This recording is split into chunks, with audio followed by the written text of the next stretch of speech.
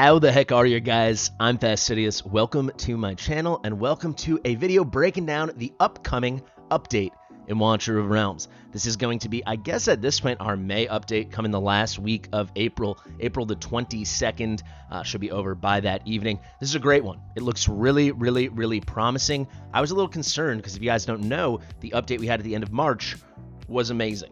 It was truly amazing. I wanted to write it down because it was so good, guys. These are just the highlights. We got Gear Aid 4 introduced. We got 2 new epics, Jorge and Esme. We got a rate up banner, permanent increase. 10x became a thing of the past. Now it's 15x. And we got a bunch of new gear sets. Just really great stuff. Huge update. So it had me worried. I was like, can they follow it up? And it seems like they have. It's not going to be as game changing, as what we saw with the previous one. But there's lots of good stuff in here, top to bottom. So not just the big things like the hero adjustments, which are all buffs, which is amazing. Not just effect adjustments, not just like a whole new feature overhaul, but then end summoning, end guild war and arena, so on, so on. But in the other section where usually there's bogus, we've got some great stuff even at the bottom down here that I really want to break down. This is highlighted, I will say, by some changes to arena and then 2 big buffs to 2 heroes a lot of people have. One being Falcia, the exclusive limited we had back, I believe it was October, maybe it was beginning of November. I think it was October. It was October. And then we have Volka, the free-to-play legendary of Watcher of Realms. You get her from the main mission quests when you start your first month or 2 or 3,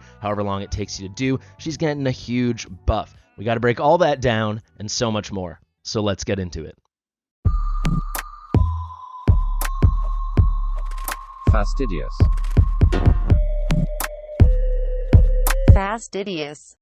Alrighty, everybody, let's get right on into it. So let's start with hero adjustments. These are all buffs. The reason they're calling it hero adjustments is because sometimes Boreas, they have nerfs in here, right? Light lock, things like that in the past. But this time around, it's buffs on buffs, baby. So we got Falcia and we've got Volka. Let's start with Falcia and work our way down. So if you don't know, Falcia was our limited hero, our limited exclusive banner, the second one ever after Captain Reeve back in October. This is very interesting. They have messaged the content creators that are on the test server directly asking us to try her out. That will be coming very soon. If there's anywhere specific you want me to test her, let me know in the comments. But they've asked us to test her after these changes. Now they're announcing the changes. It seems like it's leading up to the fact that she is actually our next limited exclusive hero. I would predict that would come sometime end of May, beginning of June. Probably the last week or 2 of May. That would be my prediction. So between like 5 to 7 weeks from now. It's very interesting and worth noting that she originally came right after Reeve, and now I think she's going to come again right after Reeve. What does it mean? Does that mean Gwendolyn is next? I do not think so, because Gwendolyn was very much like a Christmas hero. So I think after that, we should be back to new limited heroes. Maybe they just put all their marketing, all their creative power into Lust, so now they need to go back to 2 oldies. But I think these could be really good changes. I cannot wait to test her out. So, Falcia's talent. Previously, after performing basic attacks 20 times, she would gain the demon slaying stance, and that would last for 25 seconds. Additionally, she got specialized attack speed. That means that the amount of attack speed it takes to lower the attack interval was less than your average hero. It's a really amazing ability when you want someone going lightning quick. She's the kind of hero that you absolutely want going lightning quick. So, this might not read as a straight up buff, but let me show you Demon Stance so you can really know, or Demon Slaying Stance, excuse me, so you can really know how it works for her. So here's Falcia, and you can see Demon Slaying Stance. If we click on it, basic attack will deal an extra 160% true damage. Shadow Slash will deal 260% true damage 5 extra times. Shadow Slash is going to be her ultimate. True damage, it cannot crit, but it ignores all defense and all resistances. It's enormous. So previously, it took a while, a lot of hits to get this up, but it would last for a long time. They have changed that now. Now it doesn't take many hits at all, especially when she's gained her specialized attack, right? So she's really going fast, but it lasts for a shorter period of time. Is this a straight up better thing? Yes, it is. I'm here to tell you that it is, because you're going to have 10 seconds of uptime, and then you're going to have however long it takes to get 6 hits off of downtime. The trade-off should be tremendous, because getting 6 hits off with Falcia, you can easily get her well under a second. So let's say you can get her faster than this, but let's just say 0.8 seconds, right? So you can get 6 hits off if you've got her at 0.8 second interval. You get those off in just under 5 seconds, 4.8 seconds. Then you're back up with 10 seconds of uptime. Previously, even when you're going that fast, with 20, it would take 20 hits, right? So it'd still take 16 seconds. I mean, that's a long period of downtime. So you can kind of just do it that way.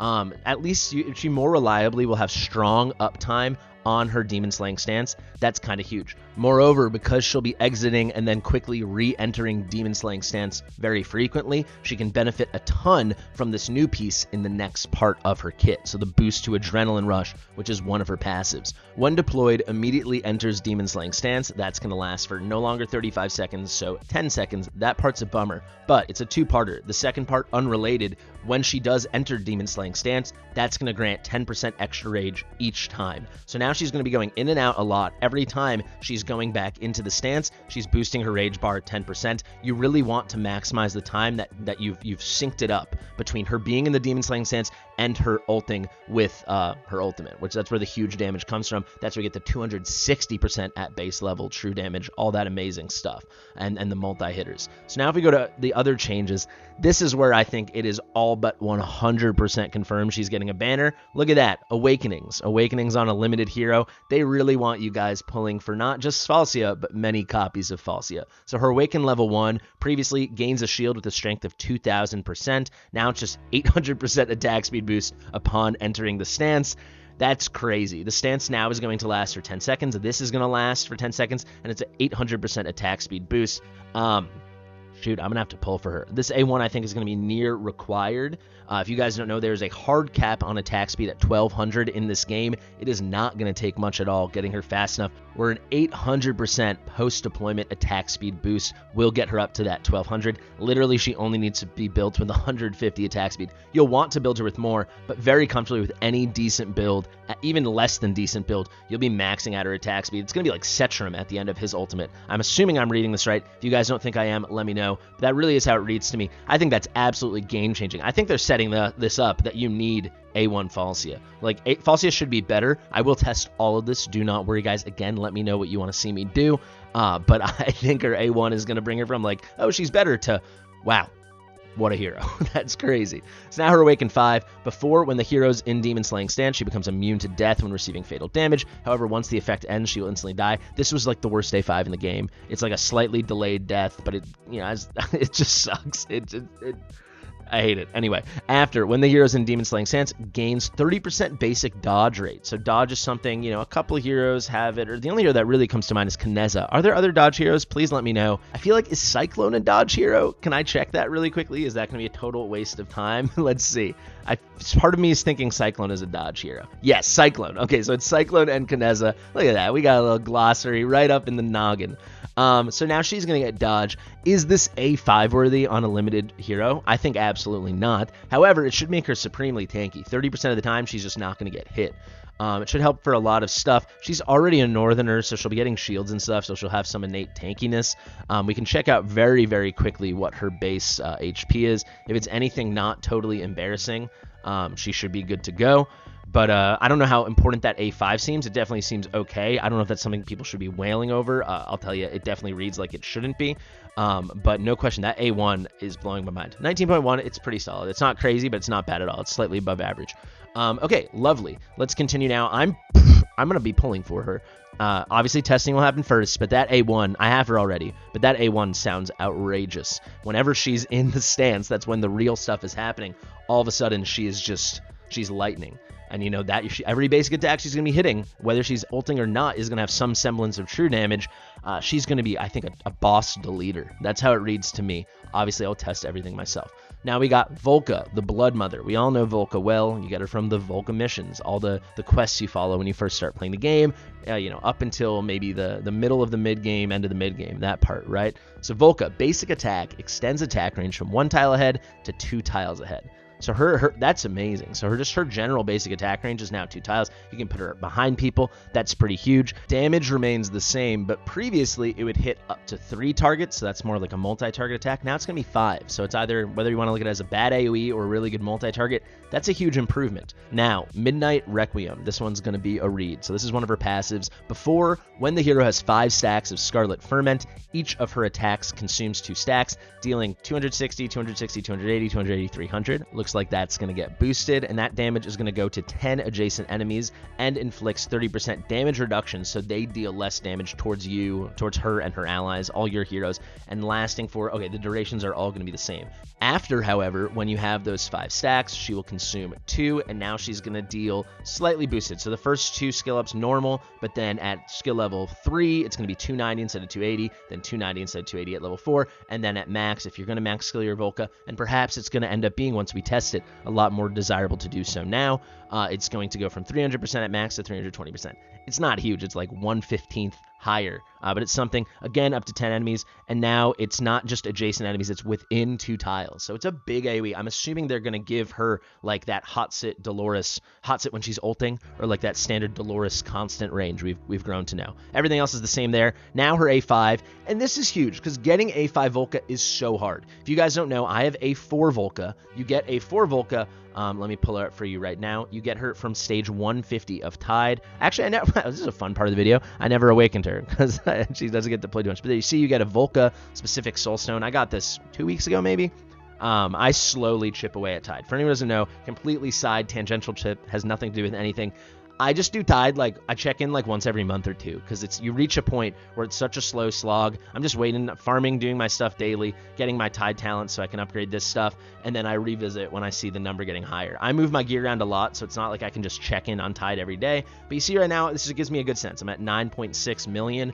I need to be at 10.5, nearly 10.6. However, that 9.6 isn't real, because I would assume at least a third of those heroes are only naked, no gear at all, or partially geared. So I probably am right on the cusp. That doesn't excite me. I want to wait till I can think, oh, I might be at like 11 million. Then I'll come in and hopefully I knock out like 3 stages at once in one day. Because it's annoying moving all your gear around and trying to maximize this. But I will tell you, if we go to the wave rewards and we go over here at 160, this is like the ultimate thing. This is like a proper endgame thing. You've been all waves of Tide and you get your 5th and final Volka exclusive Soulstone. So her A5 as it stands now, I think it's a slight damage boost. And Volka not being a great damage dealer with her in her current incarnation, it's not too exciting. So I know Ray was Ray from the Dragon Slayer community. Shout out to him. He was the first in the world on either Global or Forerunner to get that A5 Volka.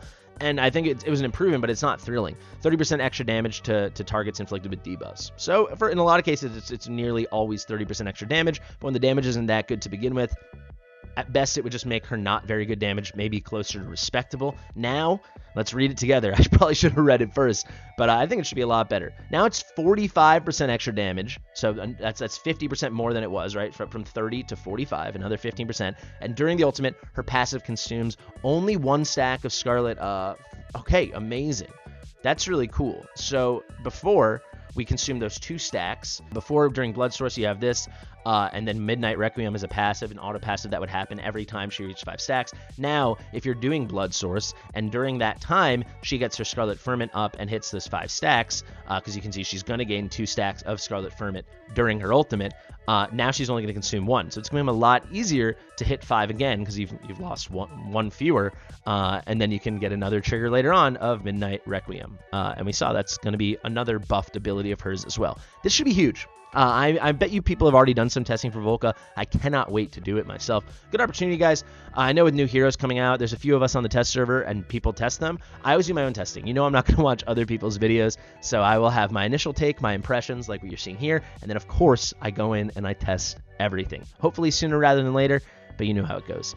Now we've got effect adjustments, and these are interesting. I didn't even know this was a thing, guys. Did you guys know previously units inflicted with stun and freeze could dodge? I didn't know that. Well, now it's confirmed they cannot dodge. However, if they are inflicted with that, they can still dodge getting refrozen or restunned. This is the biggest, this is the least important of the bunch. Now for the really disappointing stuff, all the poison stuff is happening. I will say in the video I put out where War Guides joined me and we did a lot of testing, and I kind of went through a list of little things. I'm like, how do you miss this? How do you miss this? They kind of checked off all of it. So the actual change no longer will be true damage equal to 1% of the target's max HP for 5 seconds.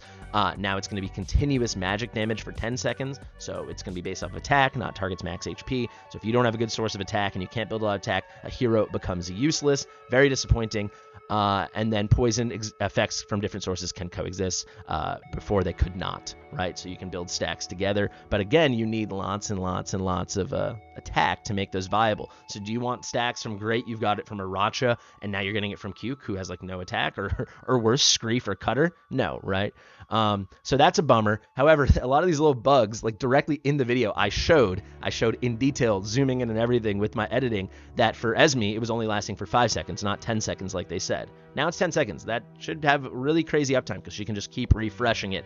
That's kind of huge. Now, I also said Liam, they basically, Neurotoxin is a new debuff, which is what Old Poison was. They've rebranded Old Poison into Neurotoxin, and currently it's only going to be on Liam. And I was like, why does it have the same icon? This is just confusing. Why didn't you give Liam Old Poison and then give all these other guys new Neurotoxin, which was the magic attack over time kind of thing, right? So that at least they changed the icon. So I know they watched this video. I got multiple instances of feedback from them. So I guess thanks for listening. I wish you listened to how it's bad for the community that these 3 heroes down here are now completely useless. Liam, nothing changes with Liam, but he becomes better because he's the only one that can do this, whereas Cute, Cutter, and Screef are useless. They've got really low base attack. Their chances to land poison to begin with from their basic attack, they felt like they had to nerf that too, and the damage is going to be nothing. It's not based on true damage based on enemy max HP. Now it's based on their own lame-ass attack. Not good stuff. Alrighty guys, now a great quality of life change, especially for people that spend a lot or have been playing for a long time. Quick Dismiss is going to include epic heroes. So if you guys did not know, Quick Dismiss looks like this. You click like the sell button right behind my head over here. You go here, and then you can just select all heroes available to be dismissed or sold, dismissed, however you want to look at it, that are available. So you see I have no rares. There's some uncommons, so you can see I can just quick any one that was not locked we can grab. Then we have some commons, right? But with epics, I hope I have an example. Yes, look, I have an A5 Idril, and then I have another Idril. There's no point in having multiple copies beyond getting someone to A5. After that, you just have to sell them. Same thing with Wrath over here, or Brienne, right? There is no button for 4-star heroes. Now there will be, specifically for that situation, and I believe they outline it right here. I gave this a skim earlier. Let's see. So they say epic heroes not included in the current hero fusion. These are the requirements it takes for an epic hero to be eligible to be selected as a quick dismiss hero. They need to be a duplicate of an already awakened 5 hero. So like the Idril I showed you, or the Brienne or the Wrath. They must not be equipped with gear or artifacts, and the hero has not undergone any leveling up, skilling up, or promoting. So they're like an untouched level 1 dupe of an epic you already have at A5, and they're not part of a fusion. I think that's huge. I think that's great. I mean, it's really annoying after a huge summoning session to go through and have to click them all out to make space. But if you're like me and you do thousands and thousands of summons for yourself and viewers on streams and you're sick of making space, this is what me, Fastidious, I am personally most excited about. Added a new feature, backup storage. If you have insufficient hero capacity when summoning, so specifically when summoning, heroes exceeding the limit will temporarily be stored in backup storage. Currently, there's no limit for backup storage, so you could summon 10,000 times if you crazy people want to, and you can only move heroes from backup storage to your hero capacity freely. So you can't move them back. You can only just make the space and then move people there if you want them. You can only move heroes in backup storage to hero capacity and not the other way around. Exactly. Make sure there's adequate room in the hero capacity. So what you have to do is you can make room slowly in the hero capacity after your summoning session and slowly move people over from backup storage, and then once it's empty, it goes away. But this is, sometimes people do big summoning sessions, even if you're at 520 and you're not like a total cheapo like me at 220. Even if you're in that situation, I mean, people summon hundreds and hundreds of times, right? So you're not really going to have more space ever than, let's say, like 340. Maybe you get that down to like 180. I'm saying for more developed accounts that already have like copies of all the heroes and stuff. Yeah, because you're going to have some thought or some things you're sitting on. 340 is not going to cut it on a big summoning session. We've done summoning sessions for people where we do well over 1,000 summons. So this allows you to get it all done in one go, right? You don't have to keep switching back and forth. It'll save me a lot of stress. It'll make the streams more enjoyable, make the videos more enjoyable. It'll make my editor and my job, whoever's editing, a lot easier. So pretty sweet stuff. I love that. Guild Wars. Optimize the process of Guild War by extending the season ranking calculation phase from 1 day to 8 days. The weekly ranking calculation phase remains the same. Optimize the rule for Guild War points reset when a new season starts. So I think people have complained that they're getting matched up with guilds they don't think they should be matched up with. The big matching and the big pool that is created happens at the start of a season. I believe seasons last 8 weeks, so they're going to take a little extra time Kind of annoying, kind of not. If it leads to much better matchmaking and more interesting Guild War battles and better matchups, I think it's worth it. Now, Arena. I know there has been some people not loving it and some people really loving it. I'll give a shout out to a small and upcoming channel that I'm a fan of, Lust and Arrogance. I know they're not a fan of this. Personally, I am. Let me know in the comments what you guys think. You can see here, Arena now offers additional random rewards. Well, everyone's a fan of this. This I love. Let's circle back to that, actually. No, let's get it out of the way. It's just too good. Now you're getting extra stuff for offensive victories. As it stands now, you get the same amount of Arena tokens. Whether you win or lose, it doesn't matter. They're just trying to get you to fight. There's no incentive. Who gives a crap? Now you're getting bonus random rewards. I wish they said what they were. If anyone knows from Forerunner, if they already have this or something, what they are.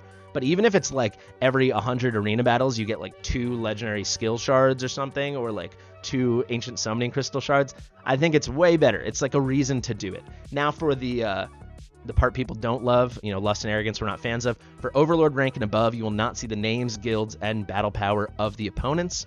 A lot of people, it's hard, and there's certain types of teams you can beat and can't beat, and you can like hunt them out. Now you're not going to see, who it is, who the guild is, but most importantly, you won't see the BP.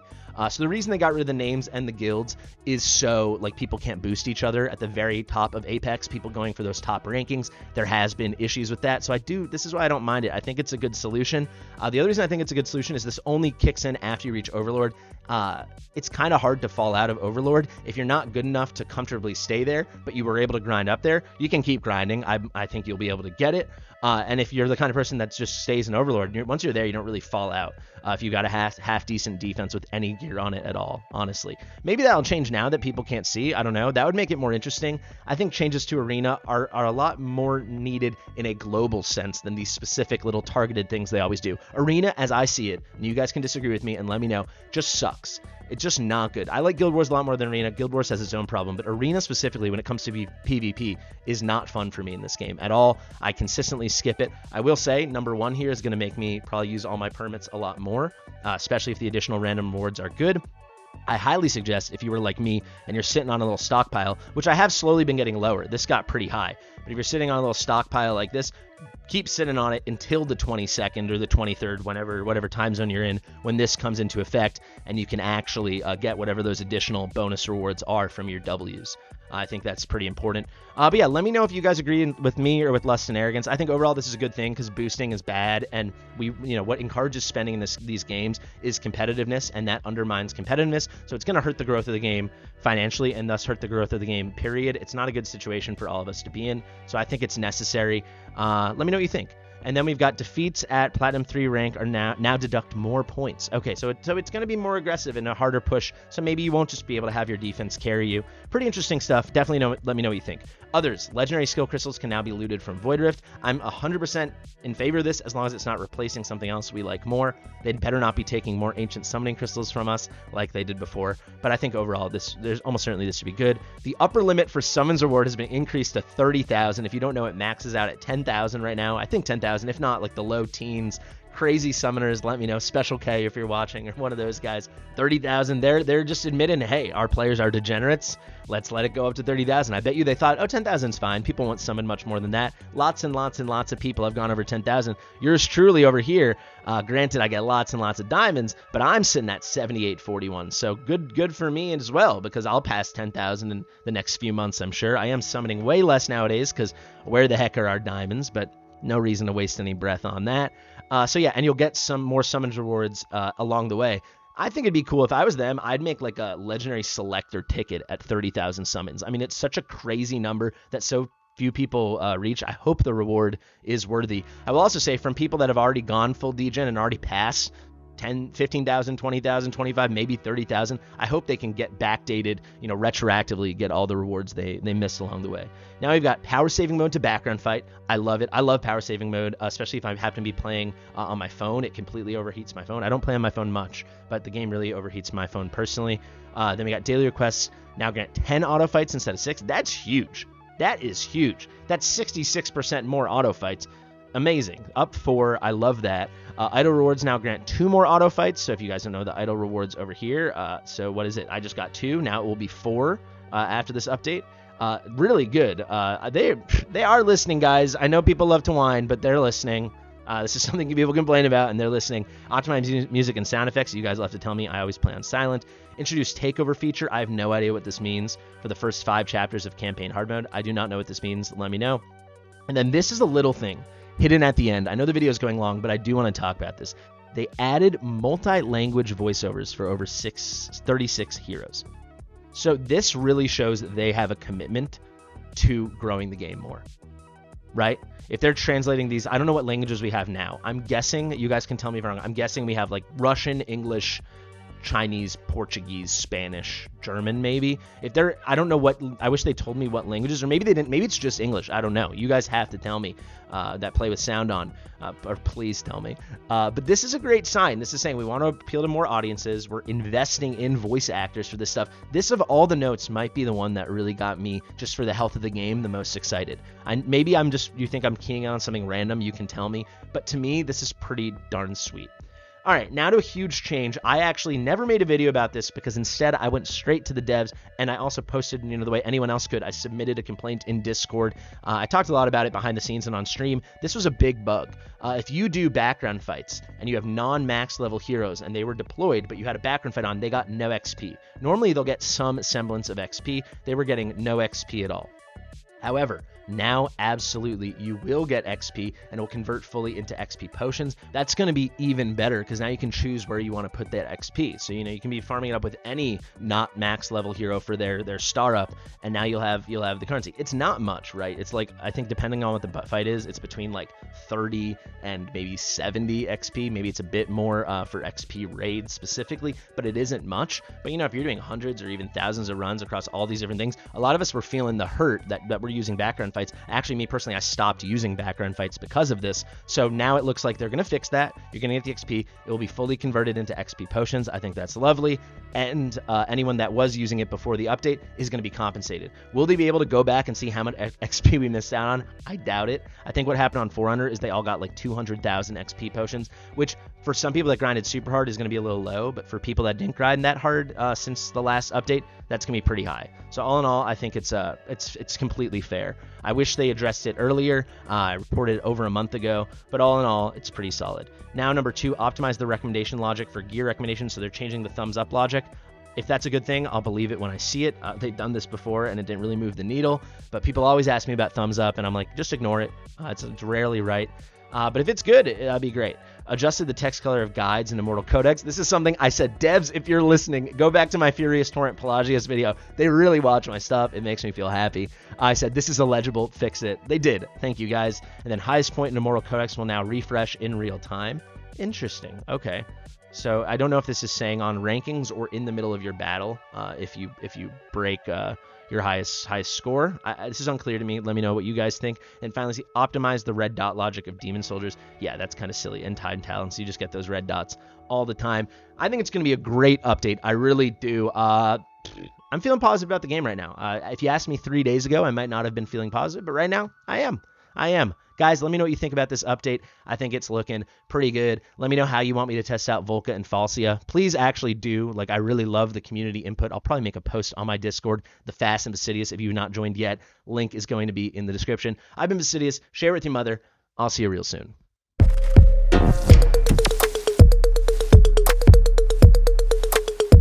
Fastidious.